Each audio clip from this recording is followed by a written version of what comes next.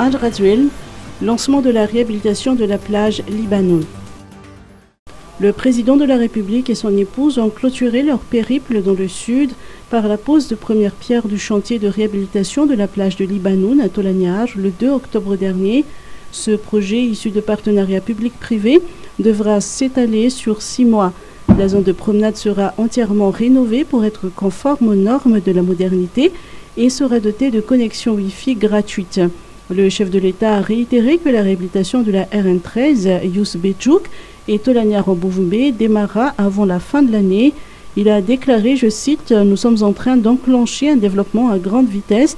Nous ne sommes pas les amis des sceptiques. Nous avançons avec détermination. » Fin de citation. Le président a également inauguré le nouveau bureau de la région Anous.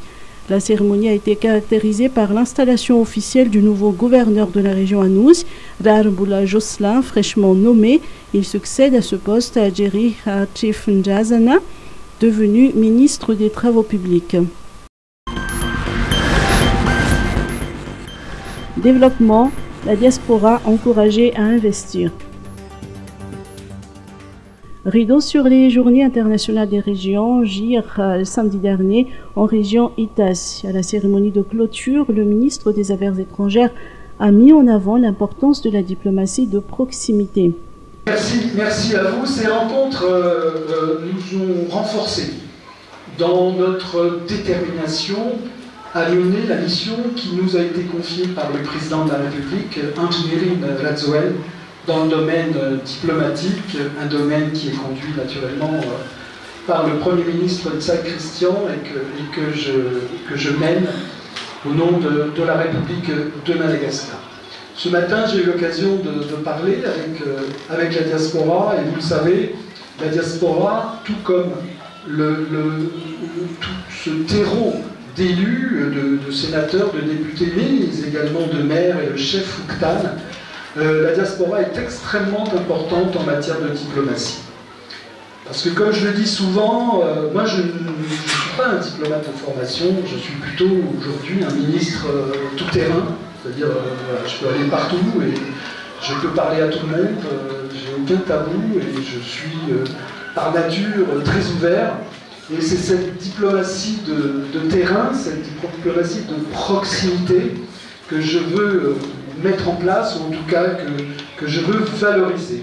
Valoriser cette diplomatie de proximité, ça veut dire venir dans les régions, mais également compter sur nos frères et nos sœurs malagasy de l'étranger. La diaspora a été sollicitée et encouragée à investir à Madagascar aussi bien dans les domaines économiques et sociaux que culturels, familiaux et associatifs.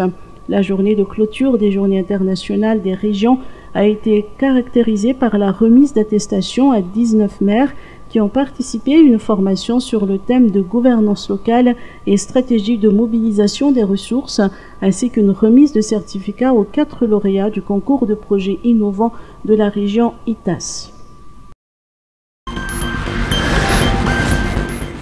Fête nationale allemande, raffermir les relations bilatérales.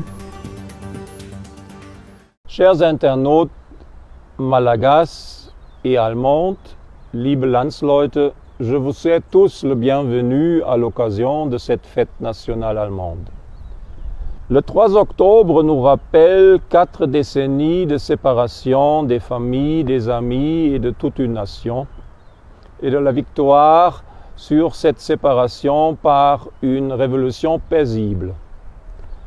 Dans toutes ces décennies et dès lors, Madagascar a été un partenaire très fiable de l'Allemagne. Je suis sûr que maintenant nous pouvons même travailler sur l'approfondissement de ces relations bilatérales.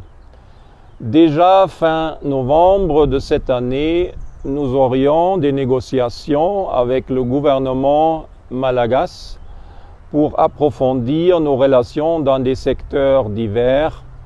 Et je suis sûr qu'une nouvelle phase va venir pour nos relations. Je suis donc très heureux d'être venu ici il y a quelques jours seulement en tant qu'ambassadeur ancien et chargé d'affaires pour l'ambassade allemande. Mesdames et messieurs, chers internautes, je vous souhaite toutes tous une très bonne fête nationale. Merci beaucoup. Éducation pour tous. 3 nouvelles salles de classe à l'EPP Ambouibaj Ifans. L'école primaire publique Ambouibaj d'Anouspé Ifans, à district de Mernariv, en région Itas, vient de se doter d'un nouveau bâtiment de 3 salles de classe équipées et d'un bloc de latrines à 3 compartiments, dont de l'ONG Madagascar Development Fund et d'un de ses partenaires financiers de longue date, la fondation de la famille Tori d'Angleterre. Décédée l'année dernière, Madame Cherry Tori avait formulé dans son testament un don à MDF pour la construction d'infrastructures communautaires dans les zones rurales de Madagascar. Cette école fait ainsi partie de la concrétisation des dernières volontés de ce généreux donateur. Fondée en 1990, l'école ne disposait que d'un seul bâtiment actuellement délabré et dont la capacité d'accueil ne répondait plus à l'augmentation régulière de l'effectif des élèves, aujourd'hui au nombre de 311 inscrits. MDF travaille avec le ministère malgache de l'Éducation nationale à réaliser le programme Éducation pour tous, un des engagements du président de la République Andra Duelna, en dotant les EPP des zones les plus enclavées du pays d'infrastructures adéquates. Le nouveau bâtiment de l'EPP Ambouibaj a été inauguré le 30 septembre dernier par les autorités du gouvernement, conduites par le ministre de la Communication et de la Culture, Lalatina Diatungariv, et le député élu du district de Mernariv, Feta Rakutunjashu, en présence du directeur général de MDF, Nicole Donaldson.